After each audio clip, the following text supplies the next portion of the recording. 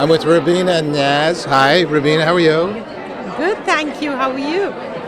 I'm good. I feel good. I'm at a very important event, and you're one of the 21 leaders being recognized this evening. Tell us about your organization. Well, I run Turning Point for Women and Families.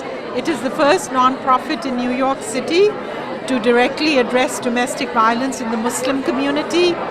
And we have a youth development program for Muslim girls and young women where we teach them leadership skills and help them develop self-esteem and learn to be young leaders in the community and understand that they can affect social change. Do you feel is there a great need for what you do? Well, there is a great need, certainly, and I often, domestic violence is an issue that cuts across all boundaries of ethnicity, race, religion, socioeconomic status, education, what have you. But where our community is limited in the resources that it has to address such issues, and especially in post 9/11 America. So there was nobody else before Turning Point was founded that directly addressed and spoke to this issue in our community. So the need is there, of course. Well, let me ask you a question. Mainly it's personal because in essence I'm an interfaith minister. And Imam Faisal and Daisy Khan are good friends of mine.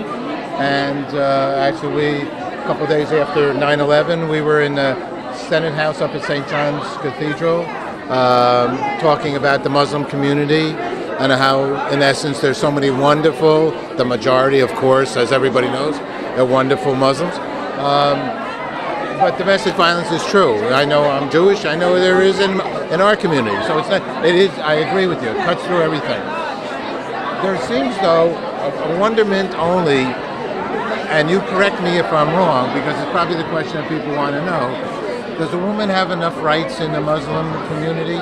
Does a woman have enough rights, or is domestic violence more prevalent, Ladies and or gentlemen, possibly please prevalent welcome because of the religion? Council Speaker Christine It's not the Quinn. religion. I have to say it is cultural interpretations of religious scripture and text.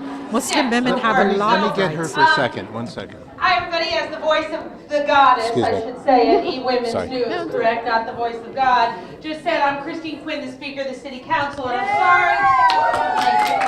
I'm sorry to interrupt your cocktail party, but I wanted to come tonight and stop by for a couple of reasons. First, I want to thank Rita and everyone at the team at eWomen's News for all of your great I know, but I like calling it eWomen's News because then it's like I've been on your thing and I've been on ETV too, and it makes me feel smart, like a feminist, and kind of fashionable and in Hollywood. So in my mind, that's what I call you at the office. But you get my point, you're wrong. But I want to thank you and the whole team. What's the right name?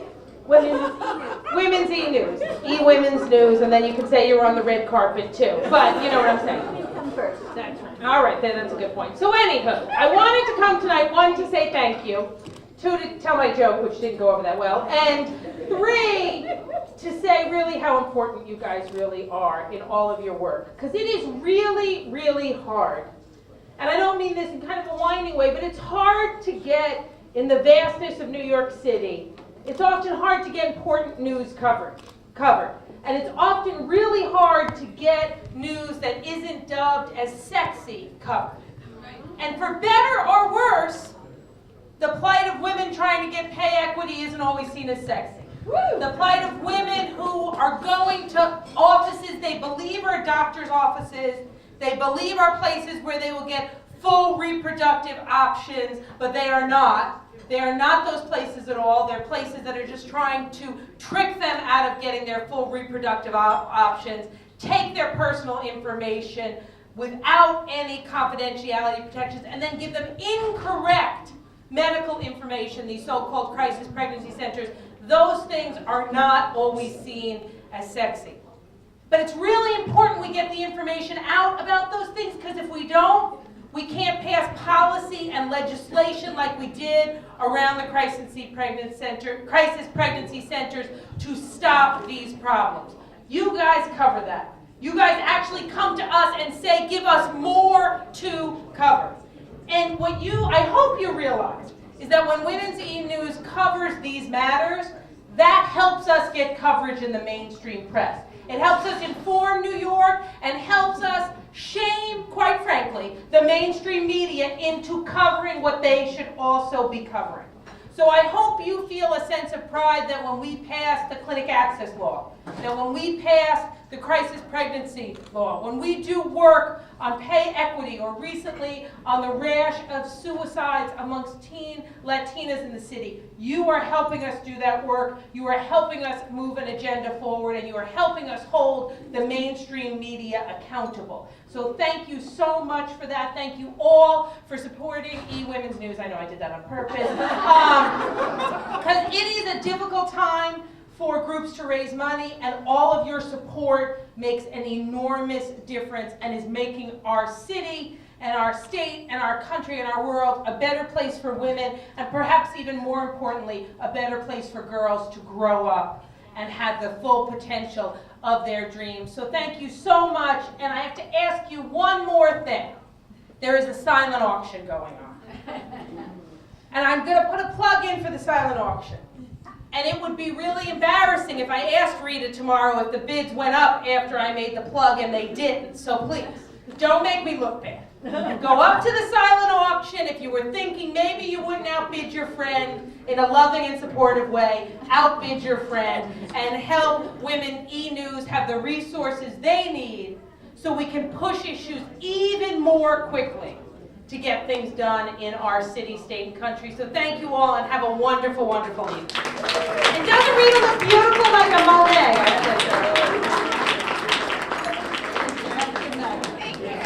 I'm here again with Ravina, and we just got interrupted, but I had asked her a question that I didn't necessarily, I know it's an important question about women's independence in the Muslim community.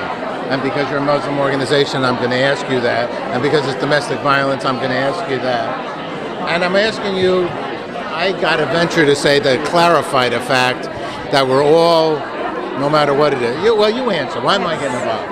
Yes, so we were talking about whether Muslim women have enough rights to stand up for themselves and speak out against abuse.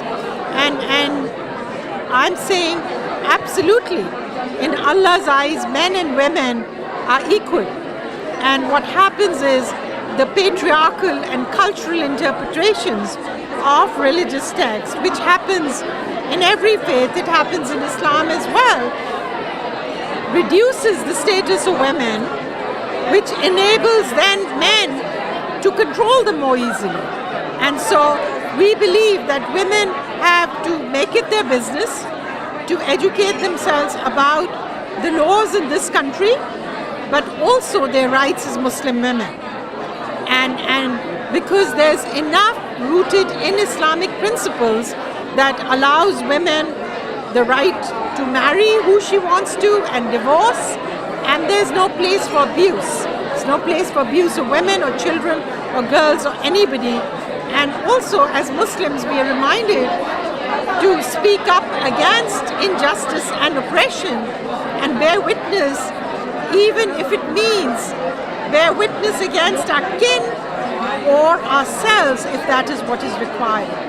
So if that is what Islam requires us to do, then women are being oppressed within their own homes. And we remind them that, if we feel it is our duty to speak up against it, but also help Muslim women learn what their rights are so that they feel empowered and they find the strength of their voices. And in our work with young girls and young Muslim women, when we teach them leadership skills, we help them to develop self-esteem.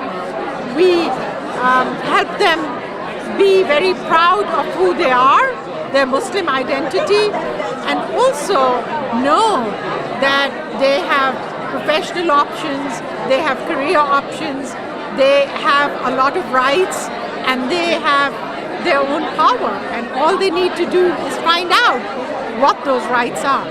Last question. What's good news for you?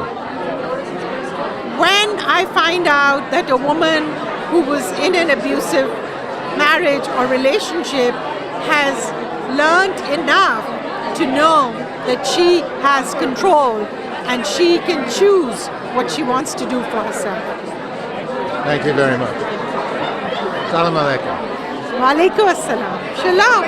Thank you. This was very nice. I'm here with Linda Bash. Hi, Linda. Hi, how are you? But you didn't tell me your name. Paul Slatkus from Good News Broadcast. Uh-huh. And Linda, you're the recipient of one of the awards tonight. Yes. Tell us about your organization. Yeah, so we're a network of 120 women's research policy and advocacy centers. And we're like Women's eNews in that we value truth-telling. And we strive to uncover the disadvantages that women and girls still suffer today, to challenge the assumptions and the biases that perpetuate those disadvantages and identify solutions. And we have a network of centers all over the country. Many of them are on academic campuses. So how did it begin? It started about almost 30 years ago. It started with 28 centers that had been funded by the Ford Foundation. And this was before there were any women heading up academic institutions, before women were teaching, before women were writing the textbooks. And they were all coming in and saying, where are the women?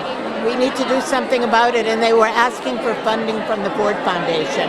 And our founding president was a program officer there then. And she heard about this organization, what they were trying to do. So she started giving small seed funds for it. And it grew, when she left the Ford Foundation, she was asked to take over this network, or to start a network of these centers so they could support one another and collaborate. The future of the organization is what? The future of the organization is to bring more women into leadership positions. We need a critical mass of women in leadership positions. Women hold about 17% of decision-making positions across sectors. 16 million women live in poverty today. We need to do something about that. And violence against women is a global pandemic. These are the kinds of issues that we focus on. Last question. What's good news for you? Oh, good news for me are the 21 women who are here tonight who are doing such exciting, important things to advance women and girls and to advance society as a whole. So that's good news. Thank you very much. Thank you. I'm here with Murtis Briggs. Hey, Murtis. Hello, how are you? I'm good. I interviewed your son. Was the first one I interviewed. Okay. What do you think about a son with 21 female women who have been considered extremely important because they're doing good things for women, and your son is the only man at this event? What do you think, Mom? First of all, I'm very proud of him. Next, I think he's very lucky to be the only man here with all of these women. But I'm very proud of him. I'm proud of the work that he's doing on behalf of women and women's issues. And I know that through his work, he's going to make a very powerful impact on women's issues and violence against women. Where do you think this interest in women stems from, in the sense of equalization, equality?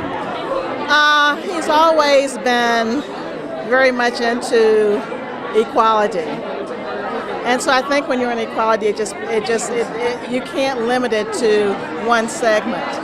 You move it beyond that, and that's what he's done. He saw a need, and he moved to fulfill that need. Are you a writer also? No. In fact, I'm an educator. And so through education, Jimmy has always been a reader. I've always encouraged him to do what he feels good doing. You think the future of women is good as compared to where, in essence, in America, they just got the vote a couple of weeks ago. Exactly. So what do you think is the future? Are we getting closer to equality? We still have a long way to go. I think we're moving in that direction. I think it's a positive move, and hopefully it won't take as long to get where things need to be versus where they were. And organizations like Women's eNews, what do you think about them? I think Women's eNews is certainly one of those organizations that has a powerful impact on the issues confronting women. Just with this activity, with this honoring of women, and of course my son, the one man, who are making a difference, who are trying to make an impact, trying to work towards the betterment of women and women's issues. Last question. What's good news for you? Good news for me is being here and being able to see my son receive this honor, because when he receives an honor, it's an honor for me. Thank you very much. Thank you.